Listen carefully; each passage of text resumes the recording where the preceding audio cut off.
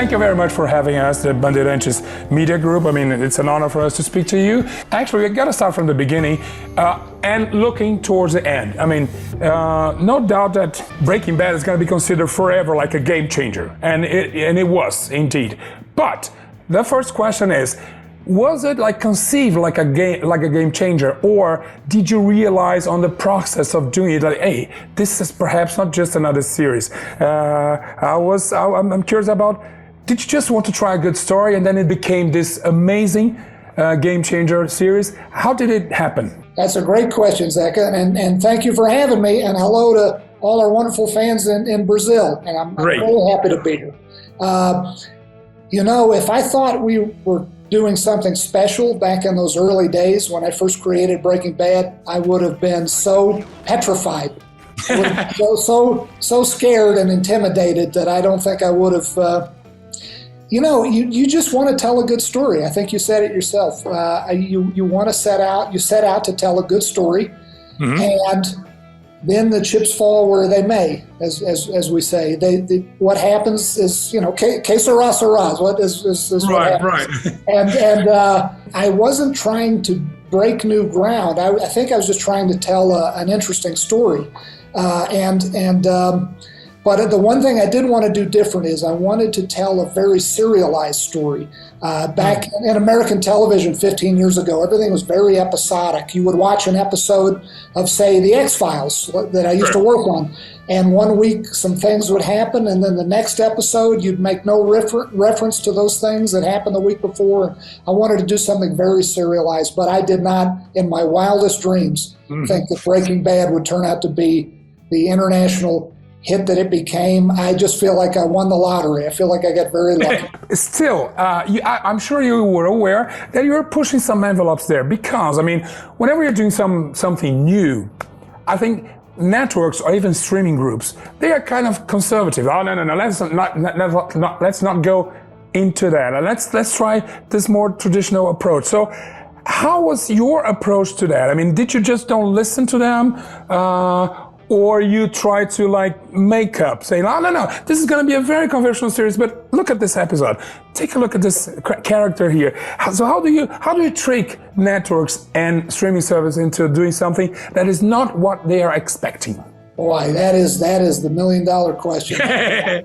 How to trick people into saying yes to your crazy ideas. I wish I had a great answer for you. We just, so much of this business, I hate to say it, everybody says, what's the secret? What's the secret to get it? The secret is just what you would expect it to be. There's not much of a secret. The secret is you do good work, you try to come up with something a little bit different, but perhaps, as you said, not wildly different. And then you hope for good luck. And in our case, I had the courage of my ignorance. I didn't realize how different Breaking Bad was. I thought to myself, by the way, Breaking Bad, if I'd gone around pitching Breaking Bad 15 years ago in Hollywood without the existence of The Sopranos and of the wonderful show The Shield, there were two very wonderful, very excellent American TV shows. Obviously, everyone knows The Sopranos. Hopefully, folks in Brazil got to see The Shield as well. But those were they're a great show. Those were two shows that had very anti-hero protagonists. The main character was very much, if not a villain, then very much an anti-hero. And if those are the shows I would love to ask your question about. I would love to say to David Chase, for instance, how did you get The Sopranos going? But it's because I think that one came first. That one must have been a tough sell. But I figured we have these two shows. They were big hits in America. They were great shows. I figured I wasn't doing anything that wildly different. But at the end of the day, most people said no to Breaking Bad. They said, we're not going to do this. Most of the companies, the networks rather, that we pitched to, they all said no, except for one, except for the AMC network. And I will be eternally grateful to them. And then they made a deal with Netflix And Netflix, just about the time we were starting Breaking Bad, Netflix began its streaming service. Right. And the rest, as they say, is history. We got very lucky with the timing. You can't ever discount luck in this business. This was another question. I wonder how did you feel about streaming at that time? Did you think, I mean, be completely honest, that was a good idea? Would it like break even in streaming? What were your feelings about streaming back then? I am not being falsely modest when I say I really didn't know what was going on. I really had the courage of my ignorance, to repeat that phrase. I was so ignorant.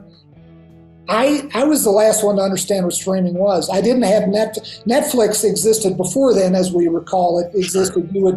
You would get on the computer and you would say, I want to see The Shawshank Redemption, and they'd send you a DVD in the mail. Yeah, I remember that. Yeah, that was their system, and that's all I understood, and I didn't even have it.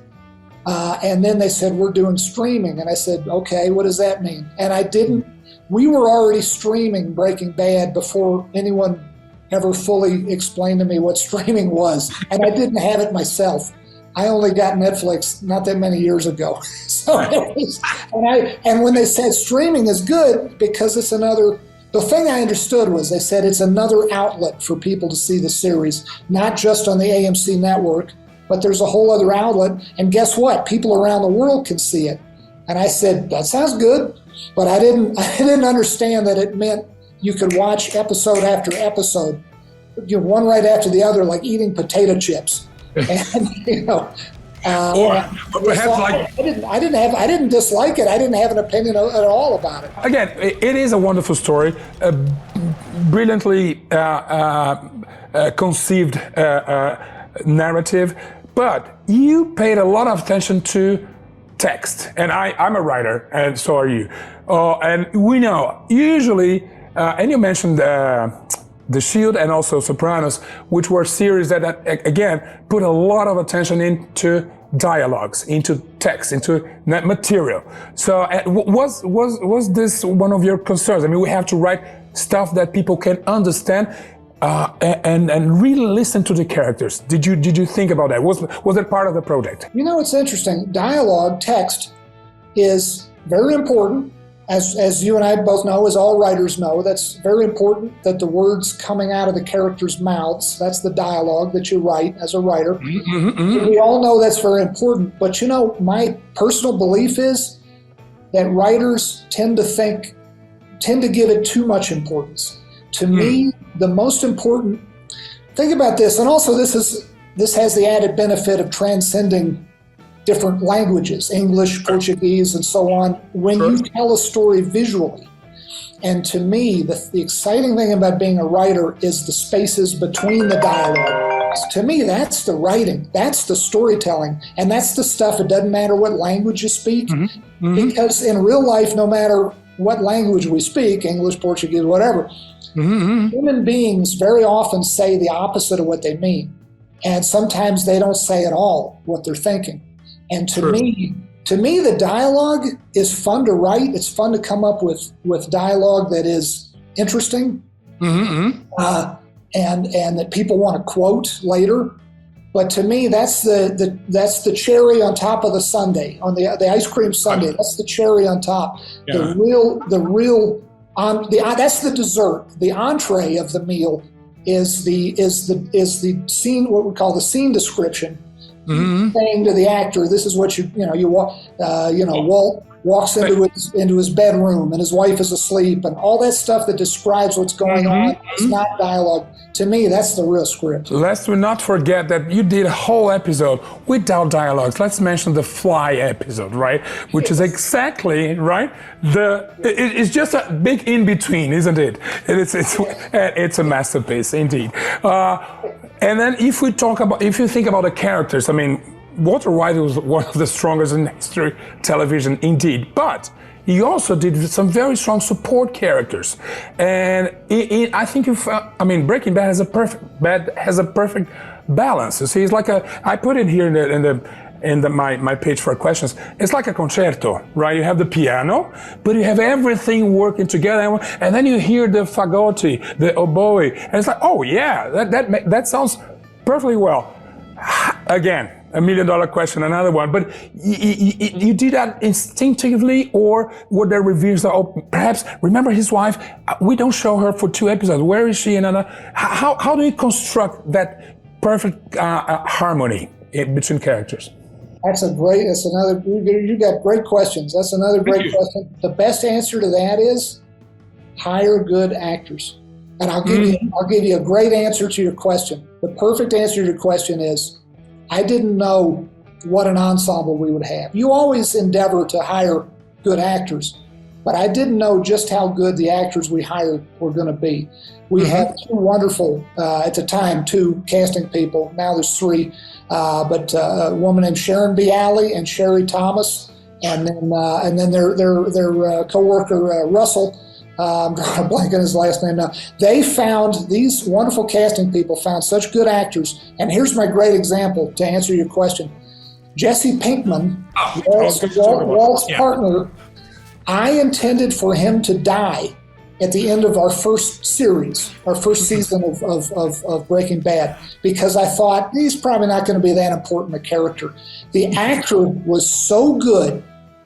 Aaron Paul, the actor who plays the part, so good and so watchable and so charismatic that I very quickly said to the writers, we're not going to kill him off. He's too good. He's too good to kill off. So I think, Zeca, I think that's the best answer to your question, in that you tell the best story you can tell. You always hire the best actors you can afford. Sure. And then there's a little bit of luck or not. But in our case, a great deal of luck. Again, I feel like I won the lottery, but you have these great actors, and then you want to write good stuff for them. You want to service them. You want to do well by them. You want to treat them right.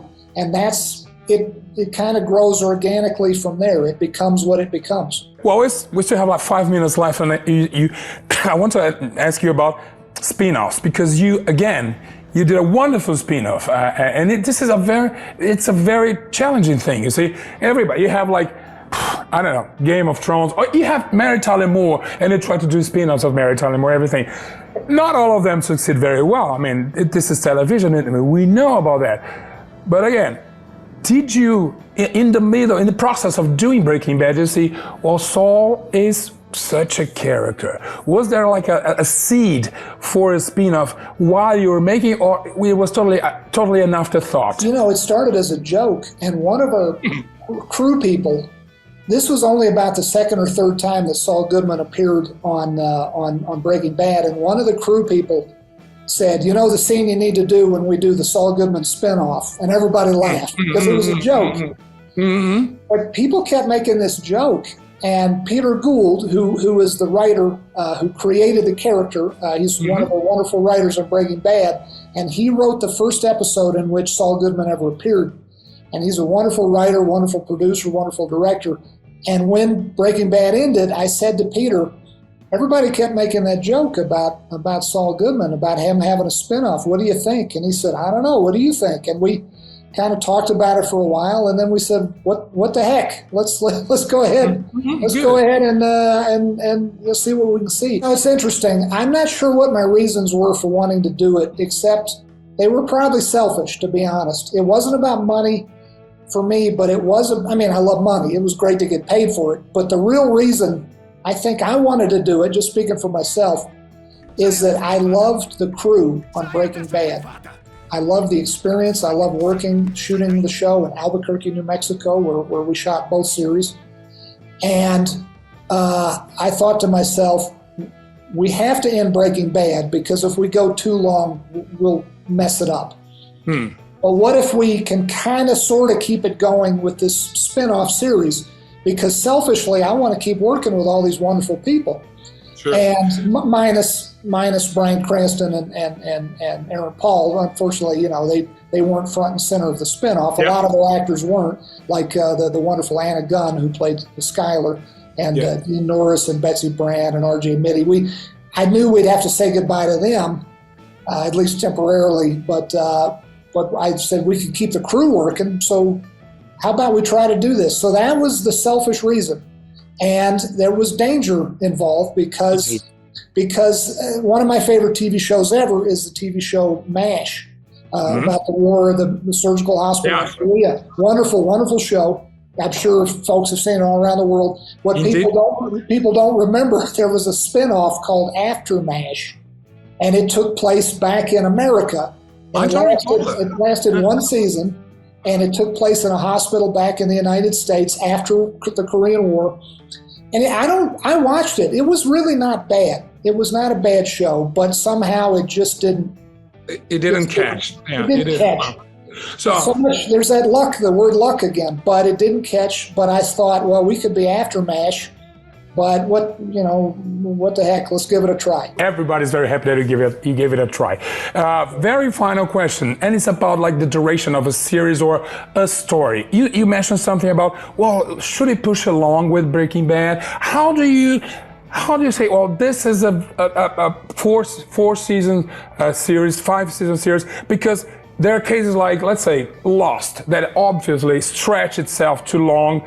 And then there are things like Fleabag. It's just 2 seasons. It's like amazingly good. I mean, you shouldn't go one episode more than that, than it exits. So when you are creating something like that, how do you measure the span of it? You ask a lot of tough questions. There's no good answer to that. It is a real issue, and it's something you think about constantly, and your thoughts on it change. Like on Breaking Bad, when I first pitched it, I said it could maybe be 2 seasons, maybe 3 seasons. Mm-hmm. And then as it went, we thought, no, we could probably do a couple more. 4 seasons, 5 seasons. We weren't sure. You're always asking yourself that question. But our mortal fear, speaking for myself, my mortal fear on Breaking Bad, once it became very popular, it would win Emmys and whatnot, once that happened, I said to myself, we can't go too long. I said the thing that's opposite of what you would think. You would think, oh, let's go forever.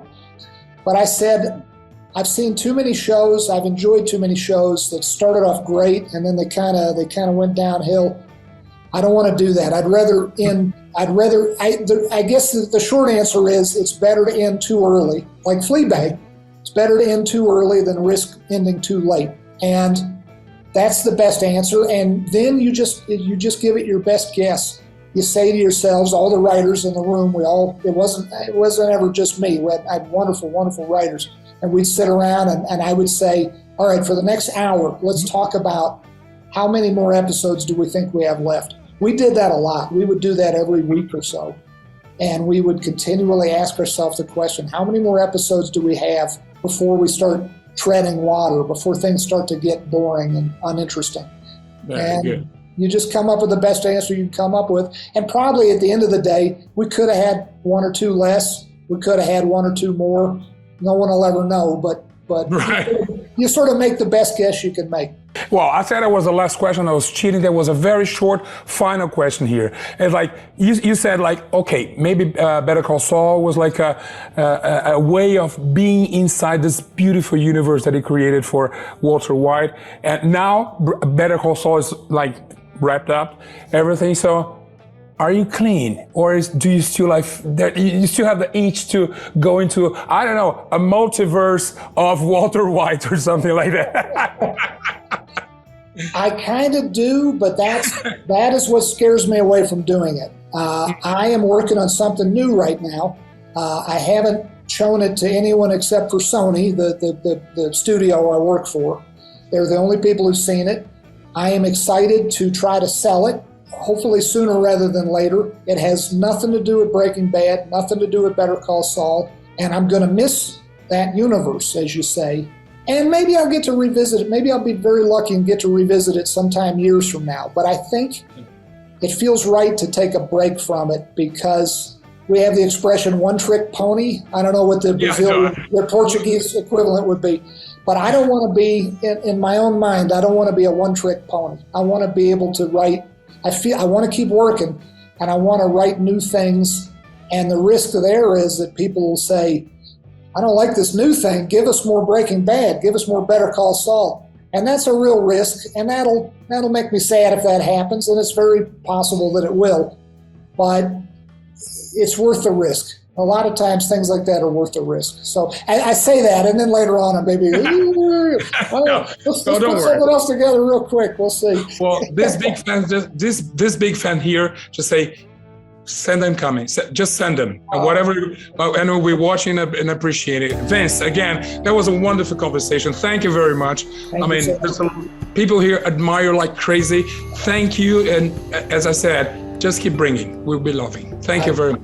Thank you so much, Zeca. Thank you, everybody. Thanks for watching.